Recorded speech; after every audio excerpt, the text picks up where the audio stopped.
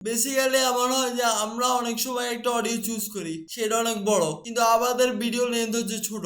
মানে হচ্ছে যদি আপনার এমন একটা অডিও থাকে যেটা সাইজে অনেক বড় এবং চান এটাকে ছোট করতে, কোনো কাট কিছু করা লাগবে না, শুধু জাস্ট অডিও রিমিক্সটাকে ইউজ করে আপনার ভিডিও লেন্থ অনুযায়ী কিন্তু করতে পারবেন। তো আমরা প্রথমে কি করতে হবে, একটা প্যানেল আগে ওপেন করতে হবে। প্যানেল ওপেন করার জন্য যাচ্ছে আমরা উইন্ডো যাওয়ার পর এখানে রয়েছে সেন্সার সাউন্ড, ক্লিক করতে হবে। রাইট ক্লিক করার পর দেখবেন আপনাদের এখানে পাশে একটা উইন্ডো চলে আসছে। তো আমরা কি করবো, এই টাইমটাকে করবো চেঞ্জ।